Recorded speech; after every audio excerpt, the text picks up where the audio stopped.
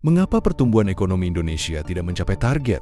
Tahun 2024 menjadi tahun yang menarik bagi ekonomi Indonesia, meskipun diwarnai dengan beberapa tantangan. Berdasarkan laporan dari Badan Pusat Statistik BPS, pertumbuhan ekonomi Indonesia tercatat sebesar 5,03%. Yoi, sedikit lebih rendah dari target pemerintah yang dipatok di angka 5,2%. Meskipun demikian, angka ini masih menunjukkan resiliensi ekonomi yang cukup baik, mengingat ketidakpastian global yang terjadi. Artikel ini akan membahas berbagai faktor yang memengaruhi pertumbuhan ekonomi Indonesia di tahun 2024, serta prediksi untuk tahun ke-2025.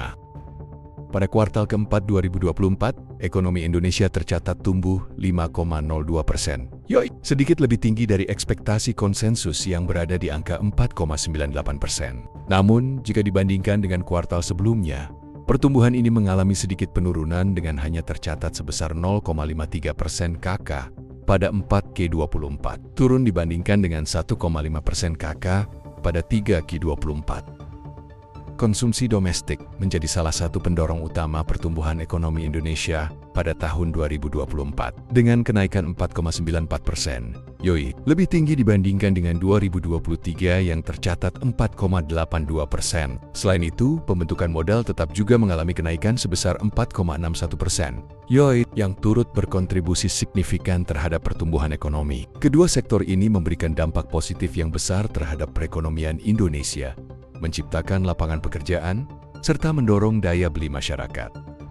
Salah satu faktor yang menjadi perhatian adalah net ekspor yang mencatatkan kontribusi negatif sebesar minus 0,01 percentage point. Hal ini disebabkan oleh kenaikan impor yang jauh lebih tinggi 7,95% dibandingkan dengan ekspor yang hanya tumbuh 6,51%. Peningkatan impor ini bisa dilihat sebagai tanda bahwa konsumsi domestik dalam negeri semakin meningkat. Namun di sisi lain, Indonesia harus menghadapi tantangan dalam menjaga keseimbangan perdagangan luar negeri.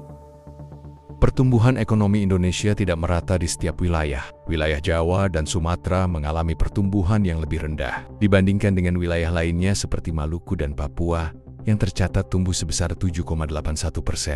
Yoi, hal ini menunjukkan adanya ketimpangan dalam distribusi ekonomi yang perlu diperhatikan oleh pemerintah, khususnya dalam mendorong pembangunan daerah-daerah yang lebih terpencil. Inflasi Indonesia pada Januari tahun 2025 tercatat melandai ke angka 0,76%. Jauh lebih rendah dari ekspektasi konsensus yang berada di angka 1,88%. Ini menunjukkan bahwa kebijakan moneter yang diterapkan oleh Bank Indonesia berhasil menekan inflasi dan memberikan ruang lebih bagi perekonomian untuk tumbuh lebih stabil. Memasuki 2025, tantangan terbesar bagi Indonesia adalah ketidakpastian eksternal, terutama yang terkait dengan perang dagang global dan kebijakan suku bunga The Fed yang berpotensi memengaruhi perdagangan internasional. Oleh karena itu, pemerintah dan Bank Indonesia harus fokus pada upaya mendorong konsumsi domestik yang berkelanjutan agar target pertumbuhan ekonomi sebesar 5,2% dapat tercapai.